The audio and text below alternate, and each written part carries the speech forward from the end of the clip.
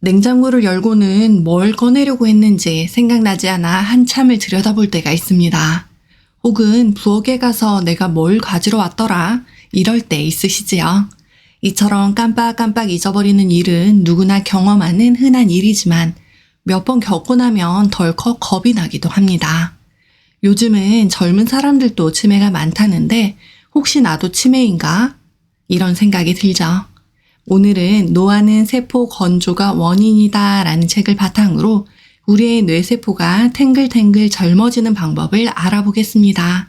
이 영상만 끝까지 보시면 노화 방지와 치매를 예방하고 치유하는 방법, 그리고 건강에 좋고 간편한 소금 주스 만드는 방법까지 알게 되실 것입니다.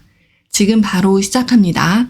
구독과 좋아요는 영상 제작에 큰 힘이 됩니다.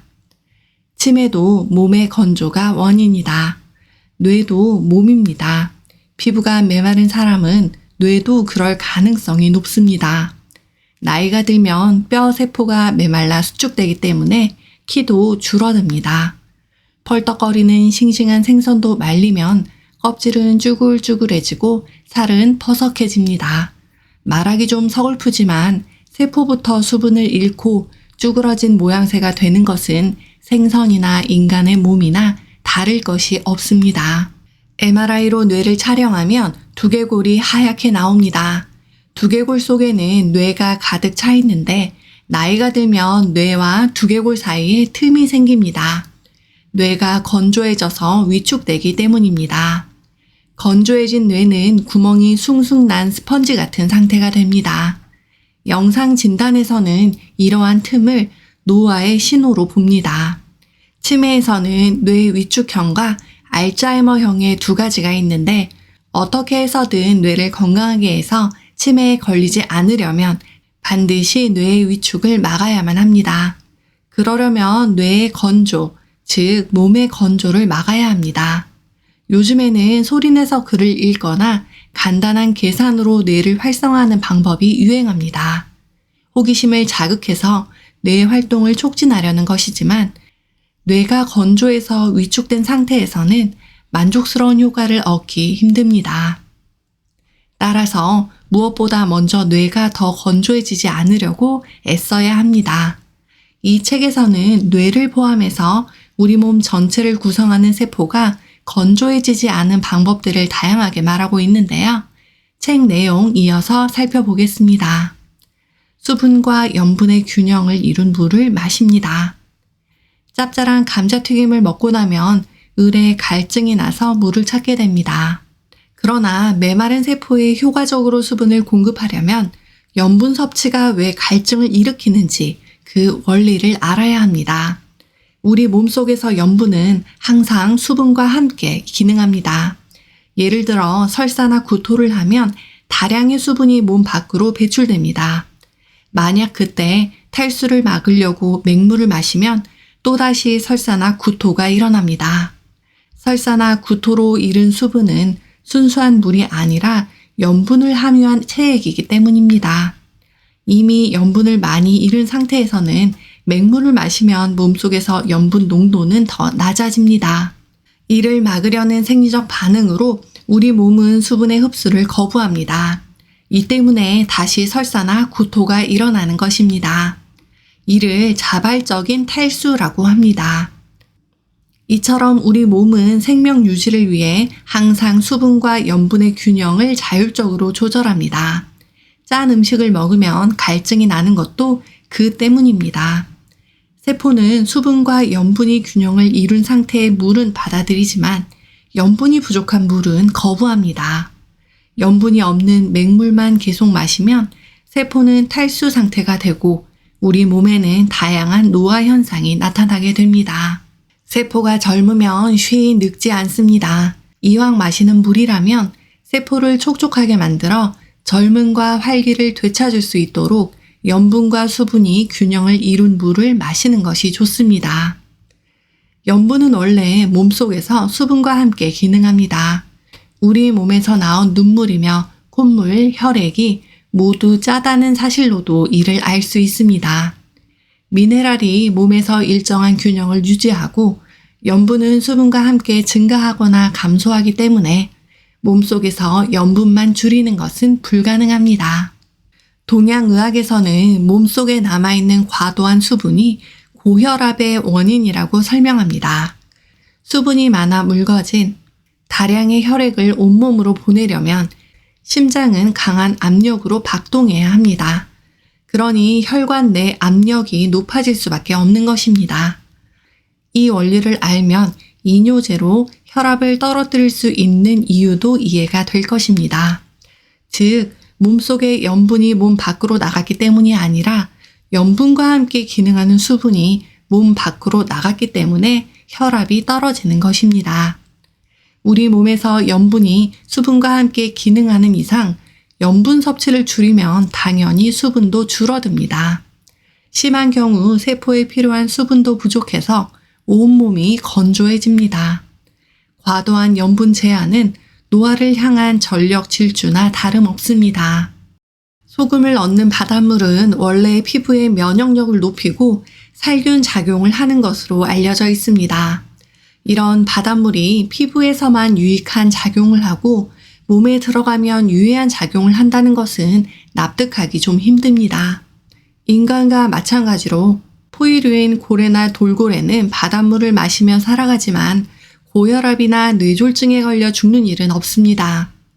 많이 먹어서 문제가 되는 것은 바다에서 얻은 자연소금, 천일염 등의 염분이 아니라 화학적 소금, 정제염입니다.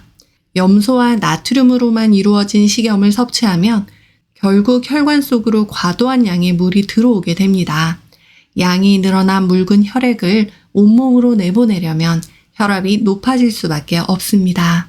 이런 이유에서 식염의 과다 섭취는 고혈압의 원인이 됩니다. 그러나 알맞는 양의 자연소금은 고혈압을 일으키거나 혈액을 탁하게 만들 염려가 없습니다. 내키지도 않는데 무조건 싱겁게만 먹을 것이 아니라 자연소금을 적절히 이용하면 짭짤한 맛도 즐기면서 몸이 건조해지는 것을 막아 건강하게 생활할 수 있습니다. 치매 예방과 치유, 물이 최고의 약이라는 김영진님의 책에서도 물은 뇌의 필수 에너지원이라고 말하고 있습니다. 치매의 약 76%를 차지하는 알츠하이머 치매는 주로 뇌신경세포가 파괴돼 뇌가 쪼그라드는 질환으로 표현되고 있는데요. 이는 탱글탱글한 포도알이 수분 증발로 쪼그라들어 건포도가 되는 것과 같은 이치라고 쉽게 설명하고 있습니다. 마른 나물이 물에 담가두면 싱싱하게 되살아나듯 수분 부족으로 쪼그라든 인간의 뇌도 물이 충분히 공급되면 원래의 상태로 회복돼 제대로 작동되는 것은 당연한 이치라고 말하고 있습니다. 이때 김영진 작가는 한 가지 단서를 붙이는데요. 물은 칼로리가 없지만 뇌에 필요한 에너지를 생산하는 데 도움을 주고 천연 소금은 몸에 필요한 모든 미네랄이 포함된 종합 미네랄 영양제 역할을 한다는 것을 인정하고 그렇게 섭취할 때만 가능하다고 덧붙입니다. 수분 섭취와 함께 소금 섭취의 중요성을 강조하는 것이 오늘 소개하는 책과 일맥상통하는 부분이 있어 참 흥미롭게 읽었습니다. 여러 가지 다양한 책에서 수분 섭취와 동등하게 소금 섭취의 중요성을 지속해서 말하고 있습니다. 다시 노화는 세포 건조가 원인이다 라는 책으로 돌아와서요. 그렇다면 맛도 좋고 몸에 필요한 염분까지 섭취할 수 있는 차를 만들어 마시는 방법도 알아야겠죠. 사실 저도 물에 소금을 타서 먹어보긴 했지만 뭔가 좀 밍밍하고 맛은 없잖아요. 하지만 이 책에서는 다양한 세포 노화를 막는 여러 가지 주스와 차를 만드는 방법이 나오고 있습니다.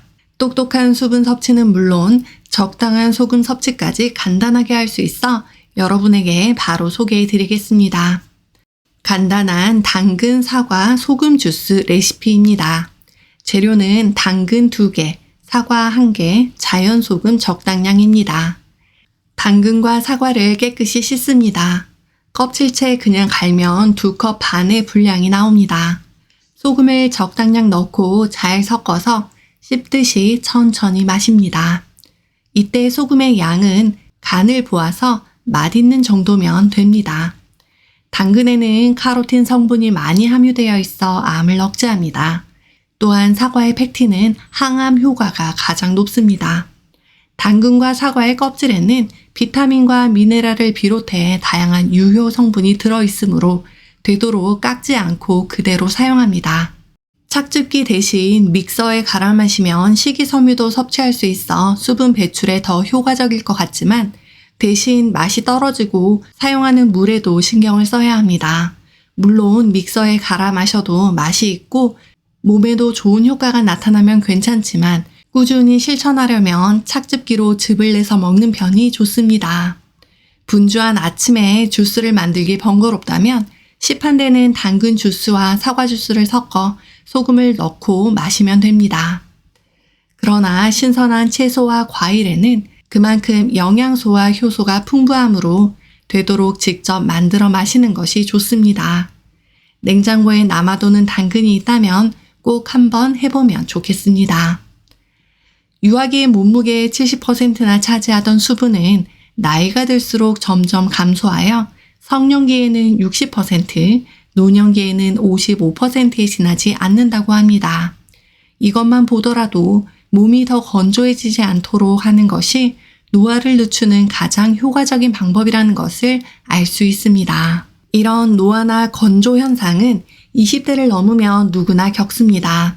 흔히 생각하듯 중년기나 노년기에만 해당하는 문제가 아닌 것입니다. 특히 여성은 몸속 건조증을 치료하면 자궁과 난소의 기능이 활발해져서 부종이나 심한 체중 증가, 부인과 질환, 갱년기 장애 등을 빨리 극복할 수 있습니다.